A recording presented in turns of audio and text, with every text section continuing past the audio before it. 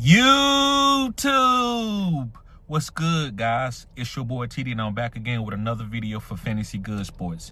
And today's video, guys, is going to be on 10 rookies that are must-have for your 2025 fantasy football drafts. So make sure, guys, you hit the like button and subscribe to this channel. This is cutting-edge content.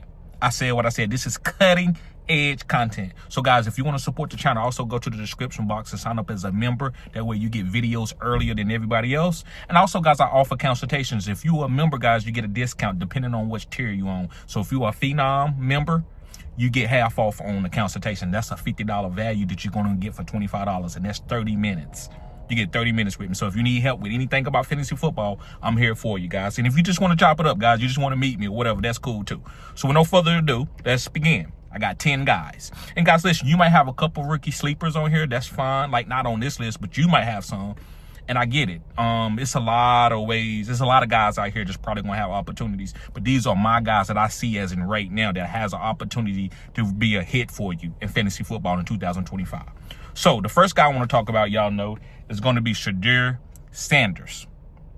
Yes, guys, Shadir Sanders. And the reason why, guys, I'm high on Shadir Sanders is because I believe he's going to be the starting quarterback before the season is over. So if you can stash this guy and he start hitting, you could be a starter for you where he's better than a starting quarterback. I'm not saying that's going to happen, but I think he's definitely a second quarterback. So if I got Jalen Hurts in the second or third or fourth round, then I come back through and I see Shadir there in round 11, round 12. I might pick Shadir up to stash him in case something happened. I got him for trade bait or whatever, especially in Dynasty. I know I don't even got to tell y'all about what he is in Dynasty. But yes, I'm just stashing Shadir Sanders because you never know. I think he's going to be the starter before the year is over. Moving on to my number 9 guy is going to be Kyle Williams, the wide receiver from New England. And the reason why I like Kyle Williams, guys, there's not a lot of guys there. Jalen Polk posed to have been the guy last year, but he wasn't. So who's going to be the guy outside of Stephon Diggs? Stephon Diggs is coming off an injury. So to me, guys, this is an offense that you want to attack to try to find who's the number one, because all these guys are cheap. Jalen Polk is going to be cheap. Kyle Williams is going to be cheap. Hunter Henry is going to be cheap. So there's a lot of guys on this list, guys, that I believe that are guys that are cheap, and you can get them. Also, guys, another guy that I want to talk about, just a guy, I didn't got him on the list, guys, but I needed to talk about him because there's a lot of guys in front of him, but it's Trayvon Williams. I think Trayvon Williams has a chance to catch a lot of passes out of the backfield for Drake May, even though Antonio Gibson is there and even though Ramondre Stevenson is there. I still believe that Trayvon Williams can end up being the guy there where he's catching a lot of passes like the old school New England. Because you remember, Josh McDaniels is the offensive coordinator. So they're going to be deploying running backs just getting catches out the backfield. So don't forget about Trayvon Williams. Moving on to my number 8 guy, it's going to be Caleb Johnson from the Pittsburgh Steelers.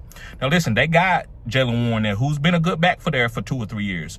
But I believe Caleb Johnson is going to kind of more of the bell cow guy. Not saying that Jalen Warren can't be a bell cow, but I think Caleb Johnson has the draft capital and the athletic ability to take 20 carries a game for 17 weeks. So does it start off as a split backfield? Yes, probably so. But by the end of the season, he could get majority of the carries, especially if an injury happened.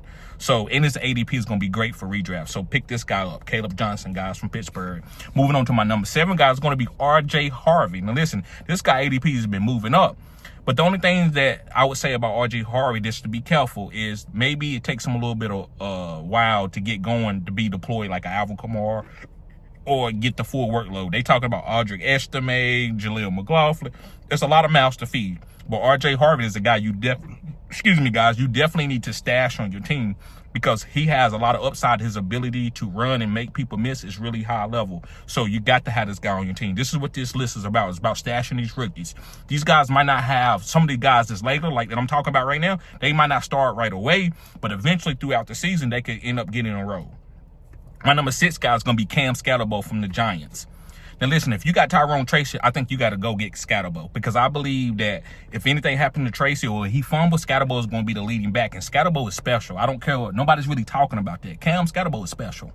I really believe that. I'm not saying he's better than Genty or anything like that, but I wouldn't be surprised if he go out and have a killer year and win Rookie of the Year or something. I love Scatterbo, so make sure you pick up Scatterbo from the Giants. So my number 5 guy is going to be Omari Hampton from the Chargers. Now, a lot of people love him. They taking him early in redraft, like round 5 and 6.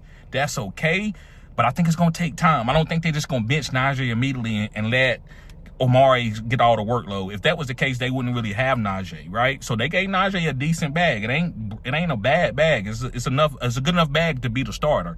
So definitely draft Omari Hampton, but don't draft him where he's going to be a day 1 starter and you depending on him, right? You don't want to depend on these lower guys, but the top 3 guys, I think you can kind of depend on them, and you know who these guys probably going to be. But Omari Hampton, I wouldn't count on him right away, but I do believe by the season over, he's going to have some big games. He's going to be a guy that you want on your team. He's going to help people win some leagues. Moving on to my number 4 guy. Y'all know who this guy is. Travis Hunter. Yeah, he might be playing both sides of the ball, but this guy is a great athlete. He runs great routes. You watched him at Colorado. You see how his feet work is. He's getting better every day at camp. No number available. Press U connect. Sorry about that, guys. So make sure you pick up Travis Hunter. I think this guy is going to be good for you. And if you have IDP in your league, If you have IDP in your league, I think Travis Hunter guys could have 800 yards with 7 to 8 touchdowns on the receiving side of the ball. Moving on, let's get to our top 3 guys. These are the guys that probably a lot of people are wanting, and even including Travis Hunter. But these next 3 guys, a lot of people are drafting these guys. These guys got great draft capital, and they probably going to be starting from day 1. The first one is going to be Ted McMillan. He's plays for the Carolina Panthers. Now, he came out of Arizona. This guy catch rate is ridiculous. He's on some George Pickens, Andre Johnson type. He's got Andre Johnson type body with George Pickens catching ability. Not saying he's George Pickens or he better than George Pickens at catching the ball, but he's on that type of level. One hand catches. He's a big physical wide receiver, right? But he's still a rookie. But I'm willing to draft him at the right ADP because there's anything after round 5 is pick another litter. Pick your guys, get your guys. So if you like some of the things that Carolina's doing, which I do, I'm picking up Ted, stashing him, and whatever happens, happens. If you don't, boom, it's okay, because he's going out to round 5. He's not going round 2 like Marvin Harrison was last year. All right, let's move on. Number 2, y'all know who this is. This is the number 1 running back coming out this year. It's Ashton Genty. And he plays for the Raiders, and they're going to give him the workload. Nobody else is there. So he's probably going to get 15 to 20 carries first game, and it's going to get more and more. He's going to be a 20-carry guy throughout the season. That's simple. Ashton Genty, guys, is a top 3-round pick. I'm taking him in the top 3 rounds. Some people take him in the first round. I'm not, but I don't think it's bad to take him there. I think this guy could end up being a league winner the last quadrant, the 4th quadrant of the season. He could be the best running back in the league. His ceiling is ridiculous, and he got a good floor for a rookie too. All right, guys, and another guy, this is no particular list. I just named 10 guys, but the next one is Quinshon Judkins. Now, I do like the backup. He's not on this list. I do like Dylan Sampson, but Quinshon got the draft capital. He has the size, powers for 20 carries. So make sure you pick this guy up. I would probably say round 5. I wouldn't pick him up like round 2 or 3, but round 5 I think is great value, depending on what the injuries is. If he got an injury or something in the mini camp, then no, don't do it. But if he's healthy, they talking about giving him the workload. Nobody else is there. Nick Chubb just got signed to Houston, so we good. You can depend on Quinshon to get the goal line touches. You don't always got to get all the touches, but the goal line touches. So, guys, thank y'all for tuning in to Fantasy Good Sports. Guys, make sure, guys, if you need a consultation, your boy is here. Your boy TD, hit me up. All you got to do is hit me up at fantasygoodsports@gmail.com, and that's a $50 value, guys.